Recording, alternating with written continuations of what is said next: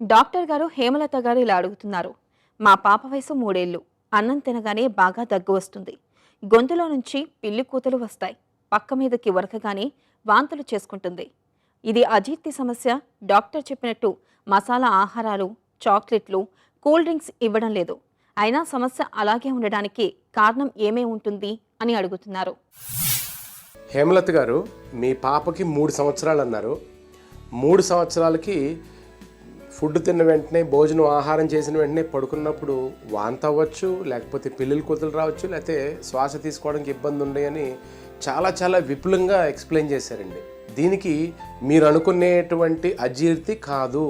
మెయిన్గా ఏంటంటే 2 కారణాలు దీనికి. నంబర్ 1, అన్నిటికన్నా ముఖ్యమైనది ఏంటంటే రిఫ్లక్స్.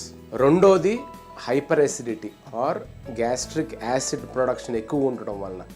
ఎప్పుడైతే పిల్లలు ఫుడ్ తీసుకోకుండా ఎక్కువ జంక్ ఫుడ్, చిప్స్ లాంటి జంక్ ఫుడ్ కానివ్వండి, డీప్ ఫ్రై ఐటమ్స్ కానివ్వండి, ఆయిలీ ఫుడ్ కానివ్వండి, ఎక్కువ చాక్లెట్ కానివ్వండి, ఈ ఎసిడిటీని పెంచుతుంది.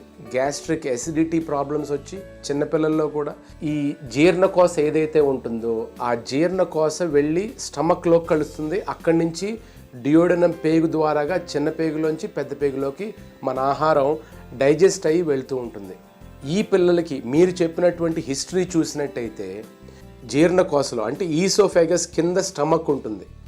ఆ ఈసోఫేగస్కి స్టమక్కి మధ్యలో ఒక స్పింక్టర్ లాగా, అంటే టైట్గా లిడ్ క్లోజ్ చేసేలాగా ఒక స్పింక్టర్ ఉంటుంది. అంటే మన ఫుడ్ ఎప్పుడైతే ఆహారం తీసుకుంటామో ఆ ఆహారం జీర్ణకోశ ద్వారాగా ఎప్పుడైతే స్టమక్లోకి వెళ్తుందో పైన ఆ స్పింక్టర్ మూసుకుపోతుంది.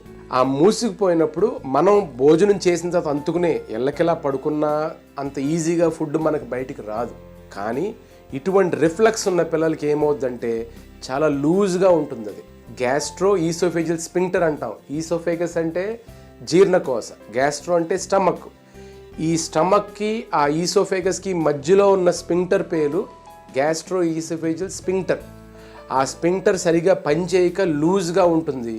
ఎప్పుడైతే మీ పిల్ల మంచం మీద పడుకుందో ఆ ఫుడ్ అంతా ఈజీగా బయటకు వస్తుంది. ఒకసారి మళ్ళీ మీ డాక్టర్ని సంప్రదించి కారణం ఏంటో తెలుసుకుని దానికి కరెక్ట్గా ట్రీట్మెంట్ ఇచ్చినట్టయితే దీనికి పూర్తిగా ఉపశమనం ఉంటుంది.